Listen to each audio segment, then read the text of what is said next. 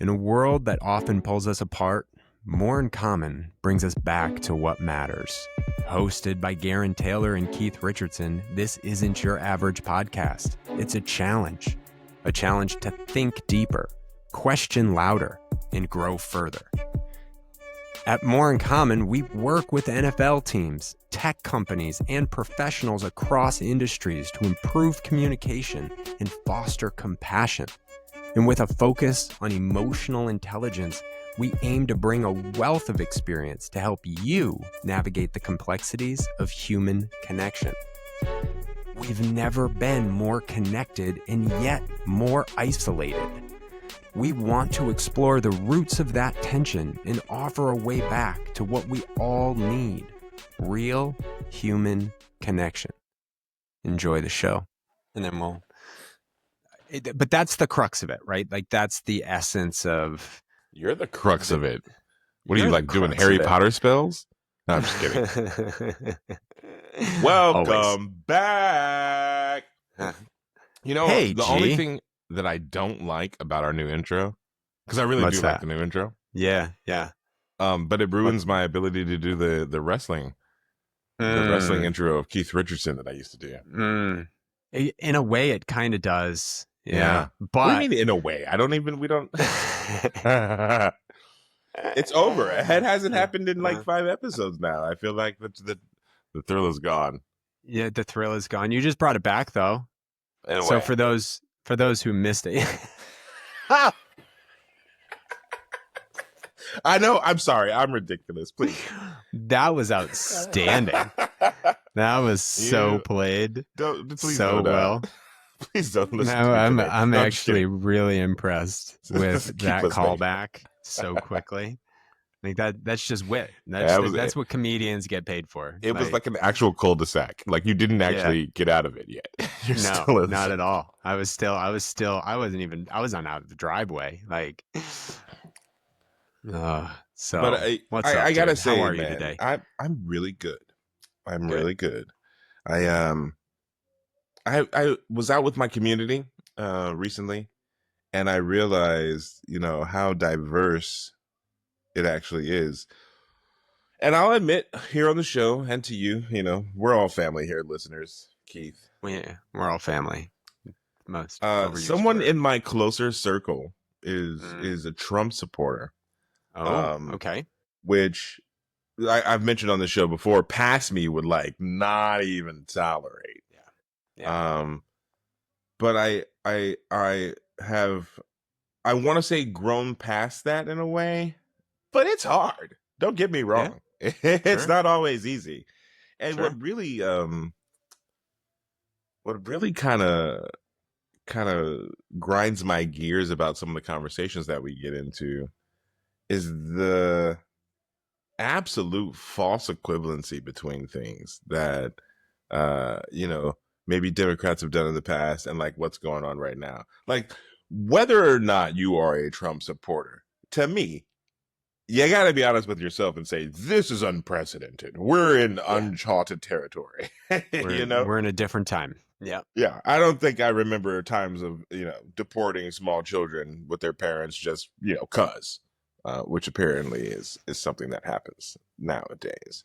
But it brings me to this, as we talk on our show about emotional intelligence and enhancing conversations, like, what do we do with that? What do we do with the perpetual sense of, well, your guys did it worse?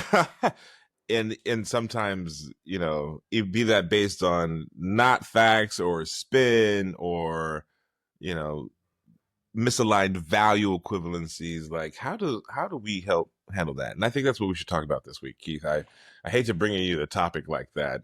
I wish you prepared, but look, dude, man, one of the things I like about recording this show, and it kind of speaks to the nature of this conversation, is that, like, we tease, we'll throw out there, like, look, I didn't vote for Trump, nor would I ever, and nor do I generally support a lot of what he's doing right now. but this isn't a social commentary conversation, right? And we can say those things and still have a meaningful conversation about this type of situation and what it means relative to our social discourse, right? And what it means to have someone in your group, in your social circle, that just fundamentally on a political scale is on the opposite side, whether it's, this situation or the reverse situation, right? Because look, I have a friend whose dad is a big Trump supporter and has called his son stupid, right? For certain things. Like this isn't like, to your point, we do have this in-group out-group bias where we tend to be able to parse the nuances of our in-group, but the out-group is homogenous, right? That's the out-group homogeneity effect. It's that cognitive bias. We see the nuances within our group, but all those people are the same. All those people, all the same. So your friend is the same as Stephen Miller, is the same as a KKK member, is the same as, name it, right? A neo-Nazi, whatever the case, right? Like it's all conflated. You're all the same. I try to break down this conversation a lot when I'm talking to like-minded people from a political standpoint. And it kind of goes into this world of the challenges of what we're trying to accomplish, right? Is we all have people in our inner circles that politically think differently than us. Maybe not all of us. I would go to argue anybody listening to this show does. That's fair. Right? Like if you're tuning into the show, you see that situation and go, yeah, I don't know exactly what to do with this. Because what do we do? This is like, I go back to our first conversation when we were talking about setting boundaries, and I referenced a friend of mine who is in the conversation work that we're in. And she said to me at breakfast around the time of the recording of that conversation was that like her family will ask her, like, what are you guys trying to accomplish? What, you just want me to talk to Nazis? Right? And that is not what this is. Right? That's not what your friend is. Yeah, I mean, I couldn't be actual friends with an actual Nazi, I don't think. Right. Someone who says you shouldn't exist because you're a black man, right? And again, this is the nuance of separating the people from their views. Like I know this person to have a good heart, to look out deeply for and care deeply for the people in his life, no matter where they're from or whatever they do. And like you brought up the false equivalency element of things, like that all is in it, right? It's not just them saying, oh, look at what was done before, right? Which has its own psychology that plays into like in-group, out-group. Like, look, this was bad before because of how it made me feel. And look at what is being done now because of how it makes you feel. See, they're the same. And that is, it all plays into that, into this ecosystem of challenge and difficulty in what are we actually doing? Right. And it speaks to this value that we all present as, strongly held values, loosely held beliefs. Like those moments have to spur conversation about things in a meaningful way. Now, your friend might not be interested in having an honest conversation about it. Just might, like, if someone says, yeah, but your guy did this. Okay. Can we break that down real quick? Right. What is that for you? because that's actually not what I'm talking about right now. What I'm talking about is these things. Are we Right. talking about the same thing? Well, let's let me give you a real world example of how this kind of Yeah. played out. Let's Yeah. talk tariffs. So when the tariff thing started first happening, and Trump was like slapping tariffs, I'm putting tariffs on uninhabited islands, like the penguins get tariffs, everybody gets Liberation tariffs. Day. Yeah. Yeah. So I get all of these, like, because he loves to send me fucking links to things. So I get all these vids of like 1995 Chuck Schumer talking about tariffs, and I'm like, this is not the same thing for various reasons. One, it's 30 years later, and two, it's not 125% tariffs that came out of nowhere, right? With no plan. Like, there's no, this is how we, work on it, or the goal we're working toward. It's just like, nah, I'm doing it. You can't do anything about it, right? Like, that's the messaging that's coming out of the White House in this round of tariffs. It's not like it's a plan to do something in the future, at least as far as we know, as far as we've been told. And so to me, that's a false equivalency, because the global economy as it exists today is not, there was no Amazon in the way there is today in 1995, right? Like, it's post-pandemic today. Like, there's all kinds of things that have changed in the 30 years since those statements that allow at least for nuance, right? I think that is just my overall point, is that you can't just say this is the same thing. There has to be some nuance to what we're talking about in order for us to really get to the nitty gritty of, is this good or bad? So I think you're representing like the challenge in this, right? Saying all of that stuff is great, fine, and dandy. But here's a fundamental fact. Like, we talk about agreeing on facts when we talk about truth last time. It's a fundamental fact is that you're not an economist and this person is not an economist, right? Most of us aren't experts in these fields, but we all have a lot more information now that we have access to. But look, I'm not a PhD in psychology, but I do read actual research papers. I read meta-analysis, and I read a lot of books associated with compassion, human behavior, evolutionary psychology. I try to diversify all of these things so I can come up with practical ways of making this real in the real world. I don't spend all of my time listening to economics theory. I don't have any economics books in my house. I have probably I read Freakonomics, but 15 years ago, I right? like that podcast too. I've read Freakonomics 2, however many years after that. And I'll never forget this one time back in, I don't know, it might have been 2008. I was talking to a buddy of mine over email, and I had started talking about Dodd-Frank, and I'm like, yeah, look at me. I know these things. He's a financial guy with a master's in economics. He's certainly skewed in his perspective, but he came back to me with, yeah, but this, and this. And I'm like, oh, I reached my limits of expertise in this conversation. Right. I don't Right. necessarily have to agree with him in the conclusions that he's drawn. But what I realize in that moment is that I am still limited in what I know, just the same as your friend is limited in what he knows, and you're limited in what you know. What we need to get to is a place of understanding, why is this person my friend? And what value does this like, this goes back to setting boundaries, but it's understanding, like, what are we trying to accomplish here by having these conversations, right? Like, by actually having these conversations. And I've been thinking so much about this lately, because really what this all comes down to is social sorting,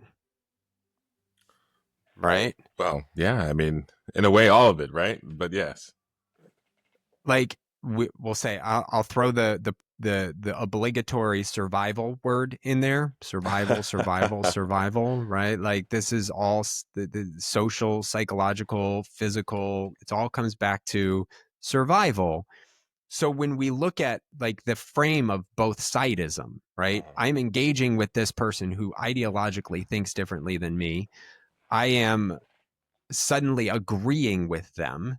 And by having this conversation and feeling like I'm supposed to agree with them in this conversation, because I don't know what else to do with the emotional feelings I'm experiencing, I'm not standing my ground, right? Like I'm not holding true to who I am. I'm taking both sides. And it's like, not at all.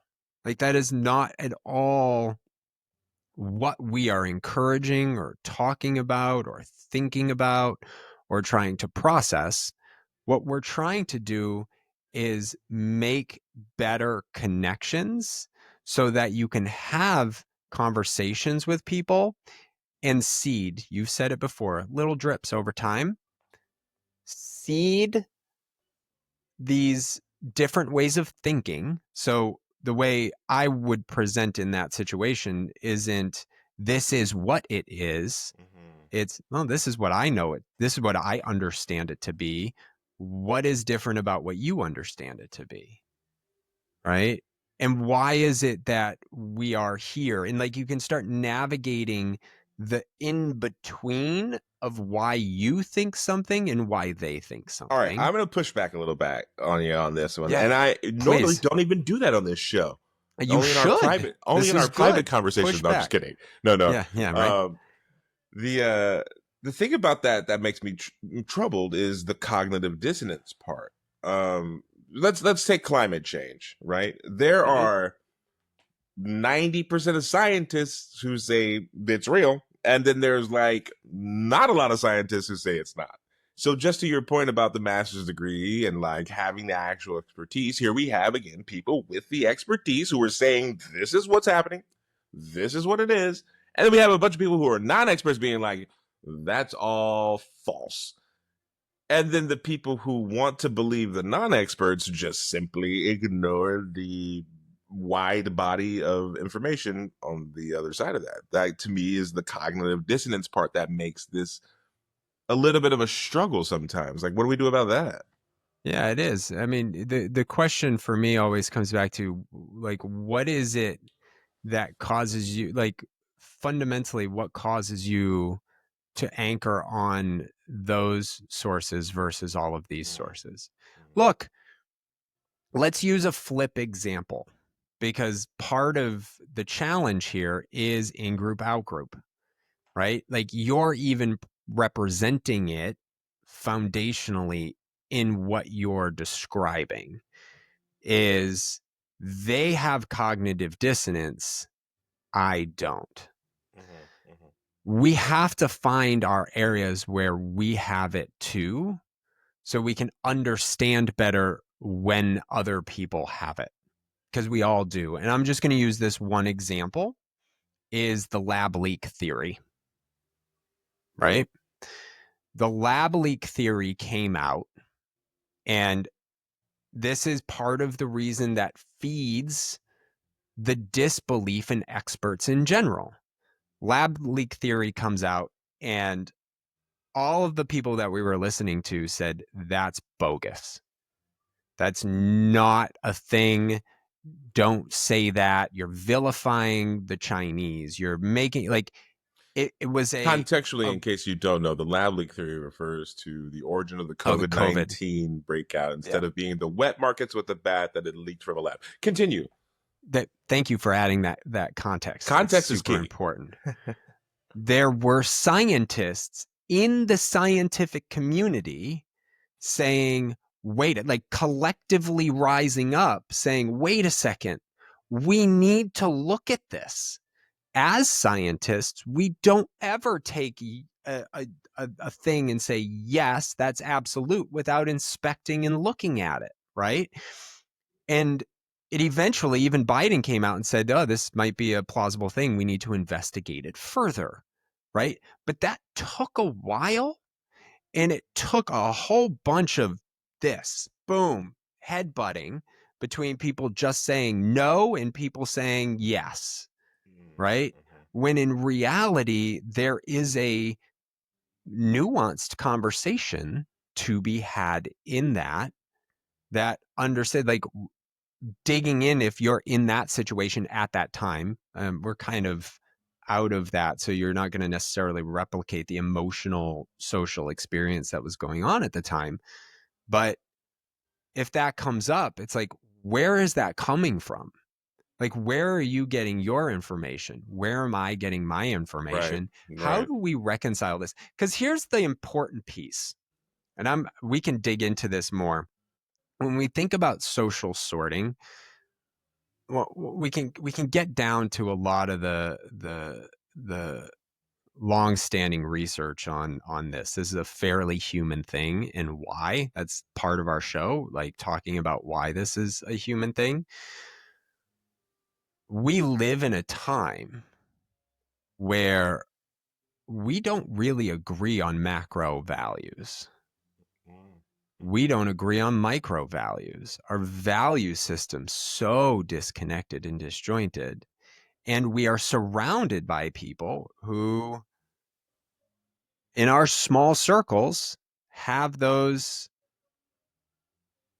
perceived values. And right now, political ideology is a social sorting for all kinds of reasons. Some people might consider it important. And we're slapping absolutes, we're slapping certainty, strongly held values, loosely held beliefs on everything, right? And then we go into these conversations and we say, you're not part of my group. And we create these disconnects, this passionate disdain for others. We become afraid of engaging in a conversation with someone who expresses a different point of view. Like you said, how you used to be, and you're working through it. And then we can't come to a common place where the majority of us can say, this is why we're friends. We actually share these values. Now let's talk about these things and why it matters, right? Like, this is where emotional intelligence comes into play, and we lack it collectively. So Right. we We're become all this works in progress. intellectual, yeah, we become this intellectual pissing match over who knows more. And it's like, even in economics, there used to be this belief that once the treasury yield, the 10-year treasury yield gets over 4%, we're on our way to a recession. That got blown up during COVID. And our 10-year treasury yield has gone over 4% and down and up and down and up and down and up for like 5 years. And it hasn't led to an economic collapse. Like, these things we need to be able to navigate these discussions at a social level in a meaningful way. And it doesn't mean you're agreeing with another person. It doesn't mean you're taking their point of view as your own point of view. It doesn't mean they're right. It doesn't mean you're right. But we need to be able to have them so we can like each other, so that we can then collectively elect people who express the shared values that we actually have, and not just the shared ideology of an extreme view. And And then go ahead. oh, I like that pivot because I would be interested to see how what we're talking about here applies to kind of some of the other stuff in the zeitgeist, like Bill Maher having dinner with Trump, or uh, Gavin Newsom being accused of platforming, counter views on his podcast, etc. Like, what's the take there? Is this fair game? Are we in good space here, or is this out of bounds? No, I think those are the big like, Bill Maher has been vilified, right? Over his conversations with Trump, and over we anoint these folks as intellectual guideposts. And then, he talked to Charlie Kirk, and like, they have this back and forth conversation. Their responsibility is different, right? Because they have an audience that is espousing and promoting ideas, but they're not challenging them in a meaningful way. And look, Trump, you get folks like Donald Trump. Look, he was interviewed on ABC recently, and he gets challenged, and what does he do? He goes to ad hominem attacks, and he starts attacking you personally. That is not the way to have a good conversation with anybody. Okay. He's got his own issues. That whatever Donald Trump's childhood trauma was that has led to how he treats and interacts with other people, that's his thing. We don't need to see ourselves in these people. We need to be able to look at these people and say they share our common values and they're running us in the direction that we all want. We're so disconnected on what any of that means. There is no anchor point. There is no, like, you would used to think free speech was an anchor point. That's not an anchor point anymore. Like, free speech means, depending on where you are in an ideological space, we don't know what that means anymore. Right? Like, freedom of expression, freedom of the press, like it's all a mess. And part of this is where I really want to challenge people who are listening, is to understand what is actually happening to all of us in a meaningful way. There is this thing, it's called Dunbar's number. It's 150. Dunbar's number is based on an experiment done, I forget his first name, by Dunbar, that, he did some anthropological studies that demonstrate that about 150 people is the maximum social group that existed in not just like tribal times of the last 10,000 years, but like in historical human sense, going back 300,000 years. Once a group was maxed out on resources, right? So a group starts to grow, they have children, they max out on resources. Now they're at 200, 300 people. They split, and one group goes and finds other resources, right?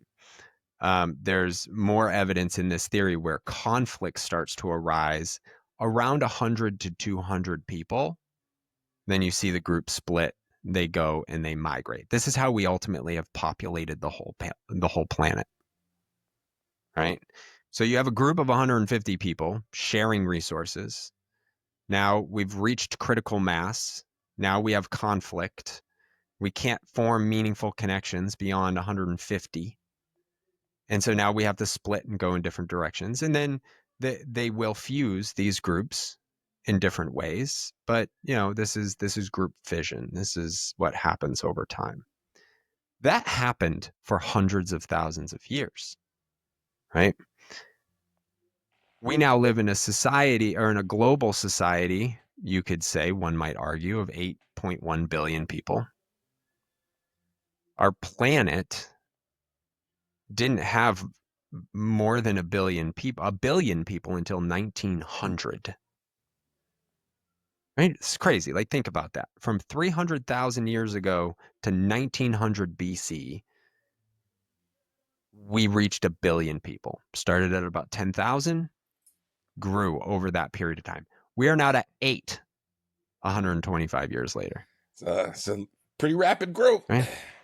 When you think about Dunbar's number, which is really like a range, is generally accepted idea, we are connected to so many people, and we are trying to navigate. So what's happening with you and your friend is you're trying to navigate this space that you're biologically not certain you can.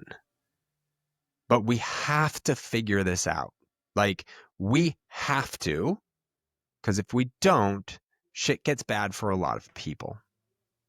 Yeah. Right? And as we can continue down this road, what we need to do is really start understanding what our shared values are. And we do sort. This is all survival. That's But right. we sort for all of these intellectual reasons And based on our biases of in-group and out-group, we sort for all of these quick judgments because we need to make quick judgments. And we certainly can't sit and talk to 8 billion people and try to figure these things out, Well, right? it's like the Brene Brown quote: "The most important thing in a discussion is not to agree, but to understand." Because real neutrality doesn't mean giving equal weight to opposing views, but allowing room for a critical thought, right? Like you're Yes. saying, to actually think about these things and let yourself process. And think about the other person. Like, accepting that they are does not mean you agree with what they are, Mm-hmm. right? But if you don't accept, you resist and you fight. So now let's take it a step further in what politicians do to us as people. People in power do this. I, some do it intentionally because they know they can. Some do it like whatever it is, these things are being done. So we'll go back to the 1950s experiment, the robber cave experiment. 11-year-olds at a summer camp. A lot of ethical boundaries stretched in this experiment, but they were all um, put on teams. You're on the red team, you're on the blue team. And then what they did is they forced competition. So when you put people in buckets and then you force them to compete, it creates conflict. It creates the in-group, out-group bias. Like it literally starts all these 11-year-olds who are having a great time all of a sudden are now put in a team and then forced to compete. Things start to break down socially. This is where conflict starts to arise, and conflict can escalate into violence and other things that impact either side or both, right? We've seen that play out in wars and for millennia. But what they also did in this is they started to force cooperation. So they took it a step further and forced cooperation, and it started to mend that division, Interesting. right? So they created a common purpose Uh-huh. Uh-huh. for these groups to accomplish together, and the groups that friction and that conflict started to go away. That's what I want to get to personally, is recognizing that like these political parties in America, around the world, these ideologues that think that there's absolutism in thought, there's certainty in the way things are, there's it, are create the red and blue team and force competition. They force competition with media, they force competition with language, they force competition through all of these things. And I just read this the other day. This experiment was done, what, in the 80s. This guy, I don't remember the details, but he created this system, right, with mice where they had all the food that they could possibly eat. And in that, they grew complacent, right? This isn't to say we need to work harder or anything, but then the social systems started to break down. Neglect of young mice, babies, and all of this other stuff, right? Because the system that was created was also, there were other variables put into place that perpetuated the tension. We need to take our tension back. Like, stop letting, look, we all, like, I think of myself as part of this group, or I think of myself as part of that group. And I think that's fine. Like, do that. But also recognize, like, across those groups, there are often shared values. And what we're really disagreeing on is how we need to move forward and what things we need to do to move forward. And you know what? Sometimes we have to let the other side say, your idea is going to win this time. Let's see if it works. And if it doesn't work, take that as evidence and let's not try it again. Right. instead of ideologically going, hey, look, in 1995, this person said this. Well, did it work? Like, what was okay, so why are we doing it again? Just because it was done in 95 by the other team, that doesn't mean, oh, now I get to do it. Right? Empathy doesn't require agreement. It requires honesty. And that's what we should all be working on, is being honest and having better connections in our conversations. Keith, thanks for indulging me down this road of both sides. I feel like there's more on this. I feel like we've got to keep this going. Yeah, do you want to do a part 2? Let's do a part 2 for next week. We can do a part 2 for next week. That's fine. Let's do that. All right, this is the More in Common podcast. I'm Gerren. That's Keith Richardson. We're going to continue this because Keith's got more to say on this particular topic. Maybe I do. I don't know. But hey, like, subscribe, share. If you like what we're talking about, how we're doing it and what we're talking about, like, and why, please tell one other person about it, and we appreciate it. And we'll see you next week. Have fun.